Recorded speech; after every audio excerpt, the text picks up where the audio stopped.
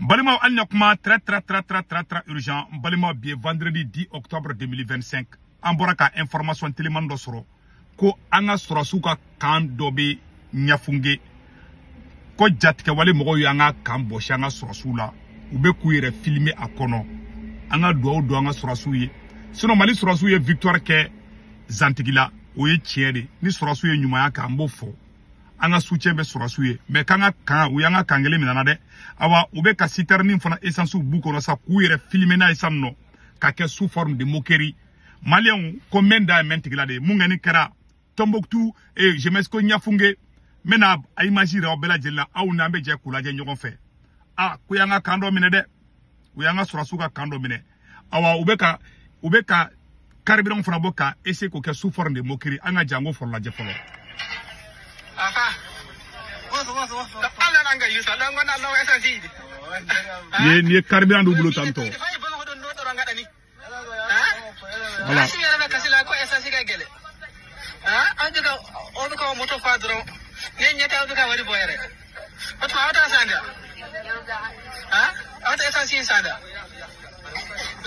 yo moti yere seware yere litri ke metur awduka kala fufu ajadi sino fana onta do mo ba ko chu essence ka gele bi chomina litri kelen ke ma wora wala ke metur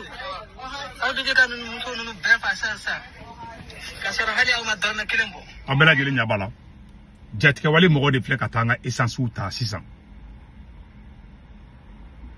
ka fenge kala abela jeli ya essence ube kuyere filmer ube ka ke sous forme de moquerie we kelenge anga ka we anga kangele minada a image flemme na image raula kuyanga kamina na Tombouctou je pense que image ka nga sorombulu voilà je dois avoir l'image là mena image boka iraula wala anga kamina le fleur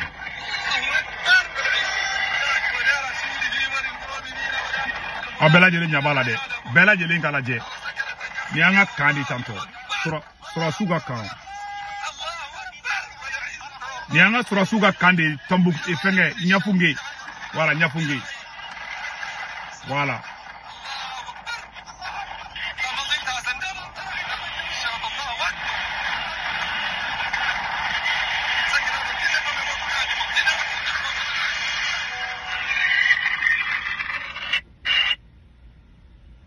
abela jele aye we kanga kamine obe kuyere filmer fana awa uteka dugu fana ça de comme nous meka ke ko dugole unte quoi même fo malio ngena nte ni koy mali surasu fana victoire kede metla ko fana image rola nim feme karane ba beira jatike wale mo nunu fle kuyere filmer tan chwala tieni barka tobe ka bunya kata fe de mali kono bi surasu be kusego kanga tien fo mali surasu be kusego kebi mais kele me kata niveau mina ni quelle stratégie m'a changé à la bas me ke maloya mali bulu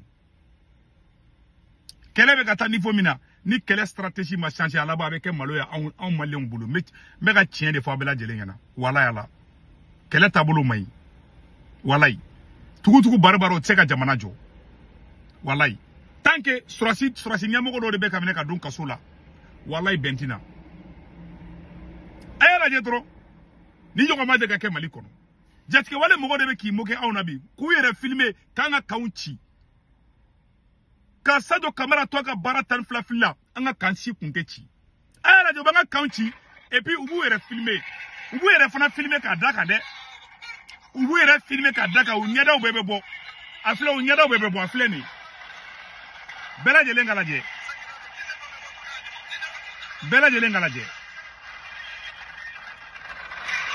anya tuka mobulula ni yo yanga kane kona tanto de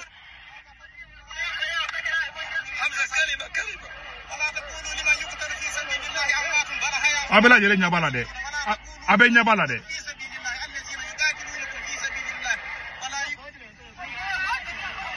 voilà umuralu kai amega munun kero lu re muralu kai u benendo u farale me nyogonga an farale do voilà les problèmes mali surasu kenie barake et mbofana imagine tiens là nango ira c'est normal mali surasu e victoire ke me okara zantigiladi sari anga surasu mana gagner rodo ubetaka cheni nge rodo mo kon ntada bla quoi Sorasso be ku franga tien, Sorasso be ku sego ke.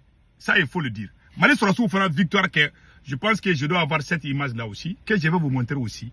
Mali Sorasso yuka et fin chama mine oula. Tiens, Mali Sorasso yuka moto chama mine oula woro la ou choube woro la a fleni. Voilà. Voilà. Mali Sorasso ka victoire de flétan. Voilà toi.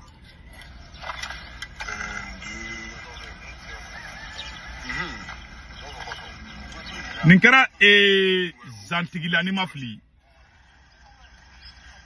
Voilà. Voilà. Anga Sorasso yu seko ke. Sorasso be ku seko ke. Solution kelembe nabi. Voilà ça a gagné nabi. Le peuple uni. Mais Assimi c'est ok. C'est-à-dire Malien beka farajonga. Mais Malien te farajonga galon de fanaka. Tant que doy beka doka hake minala anti ka farajonga. Nyabe chamana beka bo, ha kono mo filmer, ha te mali fait, do te mali fait. Abaka ka warnu minaka blauku. Kama wanaka fo mogoma. Wakati naka ibeka to fangala. Anga Sorasso su ankuma publier, au kumbe orodi ma kumbe sinogod la. Ou Assimi ka fsani ibeka. Ka ibeka to fangala, ni Mali Sorasso kelen fakara anguma yala na iga Malien bela. Ma ante ko ke Assimi kilaw. Tienu beka kambe ko foka ngono fona foka liberté reteke ko masike na kuma ko ni torola kike na kuma keki makundron e ka foko tout va bien parce que aw bawdia tour ma se aw malibi ni tour salama dongo do abi kuma odun a ben nga jana teke mo solution retele ko yi o e ka Malien fara nyon kandi bon Malien fara le nyon ga o président de Assimi Goïta yi ayala je jatke wale mo be katanga isa su soli Chogoya Mouja, oube Koudjanga, oube, c'est-à-dire oube, n'y a maloya de quoi, walay bilay. C'est la plus grande one, anga kao nebeka bibi, anga ka militaire nebeka chibi. Propagande soube bamako konon galonteke, deou sikile bamako konon galonteke denyala. Ngalon ere fonaka. Voilà les réalités. Et réalité fait le benyakoro. Sorasso beka victoire ke orola, anga nambofo. Ni Mali Sorasso gagne ne ken mbofo. Mais tieni fanga ka boni victoire et ça il faut le dire. Anga kan kontru de beka minebi. Munu ko be kata siternu de attaquer. Ou flek anga kanchi. A photo flere, mais amet la ka jeka la jenyo faire.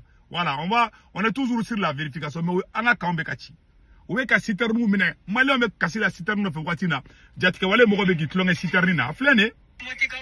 Ogana ame do duma. Ko tume kasi la ko esa ko bula. Usega na ame do duma fa isa la. Harisha. Ni parade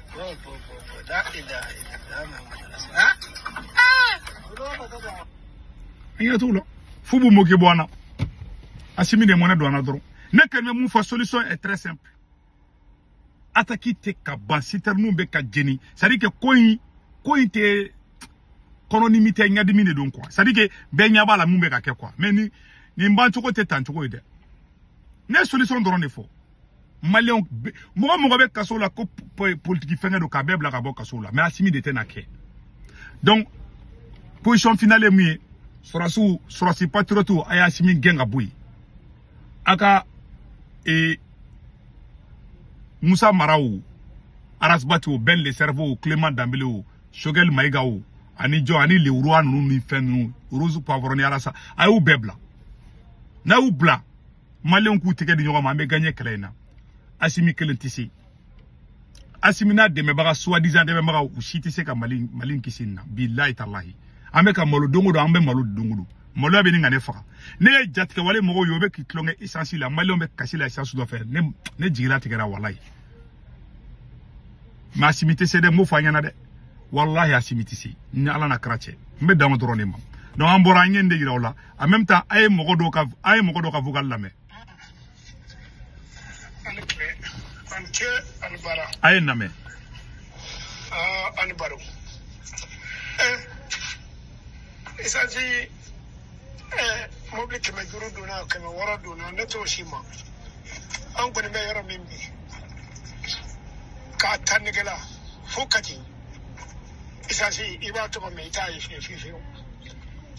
No ba ko isaji duna ne jemno kono do nyentala. Nagla we fuere na duna nagla baka do jamana kuna do ne kama o me na taka do jamana kono don kama ko ren todo no ta na baka do jamana kono don kama jamana kono don kan kai me an goni be yoro min bi ne ba dio ka ko an goni ya isasi ima me keme flaw keme sabati yere da tie ima me bi pere ko ala iba yere da tie yere ne o fa ne ra ka moto jole wallahi ala yesire sini ne bi ne ka sore sa sini ko me alhamdulillah ya anta bar masa an wani ni dugu jere ka bushe doro ka tanga barka yero to hana ka usama moto yere sini ni ala yan si harala ne bi ne ka sore sa sini suna tie yere isa si tie ne yere la ya gude diyo ya guna tie ima ba pire ne we da bi yo abi amaka la chuko chuko iba so na shika sa me shika sa a tie yere de o ni ndu na ya be ka woro ndu na ya be ka turu ndu na ya be tandu na ya na bi an gude tai an kuna bi sika ga ndu na me an gude ya guna ma ndu ya gude sika te ya voilà abela jele kuma me sanno galon tse ka dugu jo wallahi galon te dugu jo et pour be ka taka ni chenne photo bla me na petini photo bo kana ni petini ne photo bubulo ni chenne photo bubulo be ko yara no ko be ka ta station ko ka ta mo nyininga pour que toro asimi code go le ninga tu ko be asimi contrôle ko parce que ko be ka taka hali ni essence ko gela kara America ya on ba filmer ka ira jaguma ti shaka forera ko jekenchi asimi desara insécurité la problème fe be asimi ka problème de du asimi keleme ka sado kamara de balika barake asimi keleme ka taka sunguru baw de ta ko bla o ka barake sur sous place la o bi se ka nya chuko jume u sunguru de te ku conseil bia asimi nunu conseil ba u sunguru de bi on de banga armement usambi on de dabanga arme kuma labi on de dabanga faso ku kuma labi jene ya muso o fanga bi se ka tanga fe asigi aba munyu amunu be ka asimi défend avec un barawaldo makoune ne asimi no fait au be klaka au de claim klaka botku ni ko ça ne va pas nama ke kuka bona billahi ne ra président ko ne be kuma dro parce ne te malaw gele atene kan ne te malila aba abe malikaw de kan mais na be malikaw ka bina fa bene de kan parce que ne malien di ni malien kele toro sora be digine se ko tungara la ne be ka ke parce que ambe di kelini sono ne te malila de ne dalembe anno courante ka te Amérique yangui ne dalembe lafia la moi je n'ai aucun intérêt nyen kale fana be jien be ngena ni mama be ka mali janfa ni asimi be tien de kan ko asimi be ka mali jo tien de kan ala ka asimi sankorota mais na be galo ga ala ka malu ne se ko tungara de ko asimi mai asimi tese akata mais ni galo ne ga kuma no en galo de ala ka ne malu asimi fona ga soro ne to tungara de halala de nebe ngalo ne kande ne de segu tungara ko asimi goita desera mais ne asimi desera fere tabulu o ne ka kinata di mais tienwe ala de bolo ala de be tiendo nebe ngalo ne kan ala kana ne sago ka asimina mais ne asimi ben ngalo ka ala ka asimi lebu bega foko amina hal ni sigire ni akli digira segu tungara ka kuma fa foko amina ya rabbi ne bora kuma la nebe mungani fo ala ka tien bangi ne ka kuma la boy muye mali surasu ay wula ka simi genga boy suno mali be maluka temeni bekan en bon entendeur salut Malia munu be France Italie Espagne Angleterre Amérique Canada ka warchi nokala avec Senweb application télécharger na télécharger abene ka corps mudo urgent 10 € no ya retay o ko fa baka bangi information be du na ka bangi information be du asomo be malla Sénégal Côte d'Ivoire Cameroun na waru chuma basoro Orange Money sur place waru chugo fula to troma clé sara waru chugo flana sabana bara 1,99 € c'est 2 € keme fladro o de kundo akambe ciao ciao